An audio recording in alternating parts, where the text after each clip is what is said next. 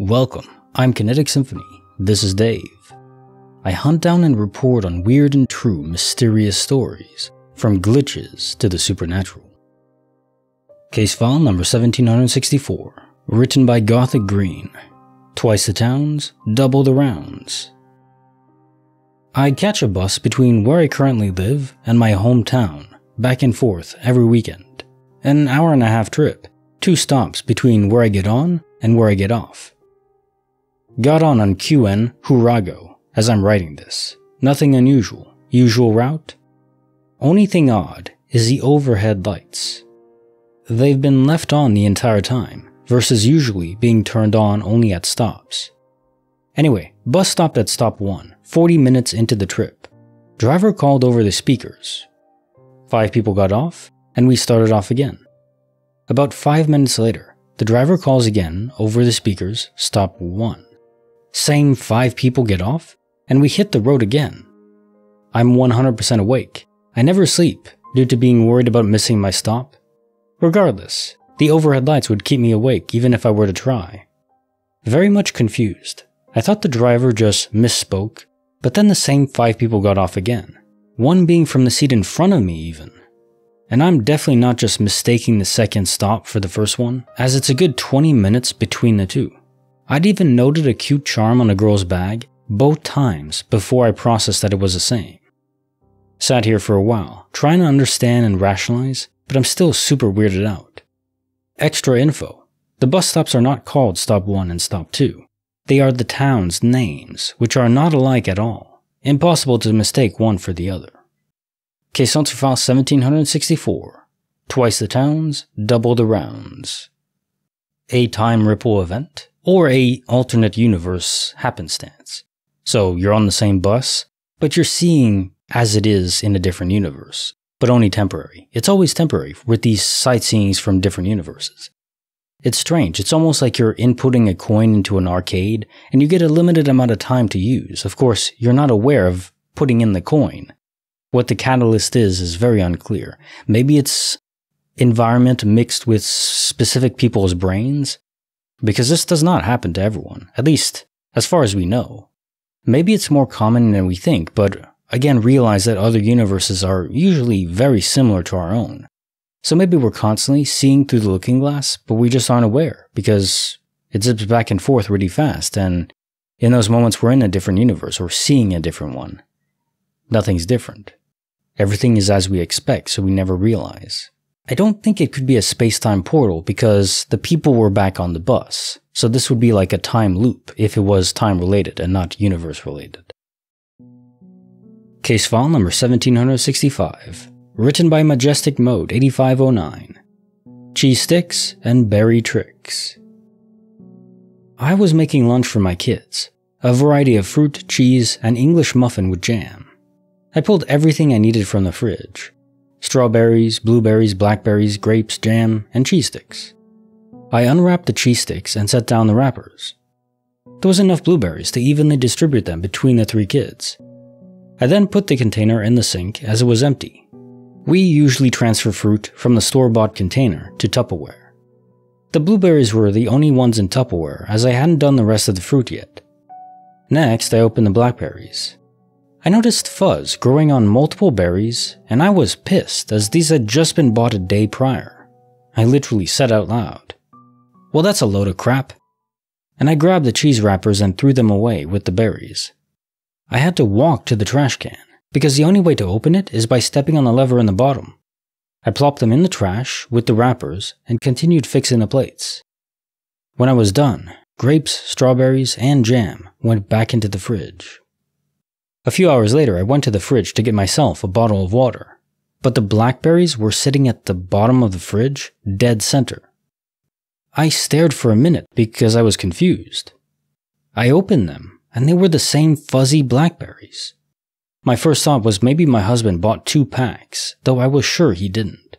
So I checked the trash, literally dug through the trash. The cheese wrappers were there, but no blackberries. I threw them away again, and then through the course of the evening, checked 3 times to make sure they were still in the trash.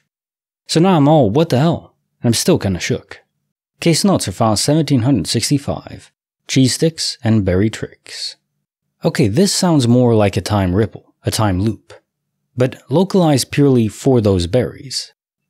And I think these space-time ripples or errors can be associated with the item itself, so it's less of a disturbance in space-time and more of a disturbance with the item that had to be reloaded back in time or back in its position where it was before.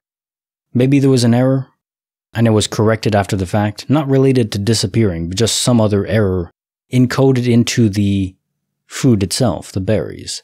Probably not visible to the naked eye, maybe deep embedded into the molecular structure or something. Some error behind the scenes that had to be fixed. And the easiest way to fix it is probably just to reset it. Case file number 1766, written by the 34-0.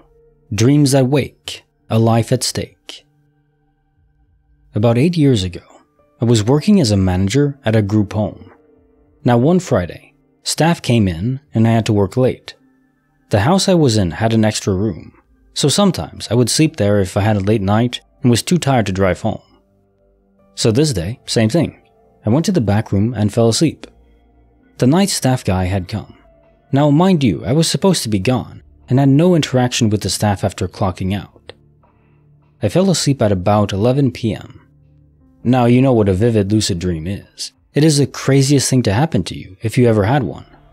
I was deep asleep and I heard someone tell me, "Wake up!"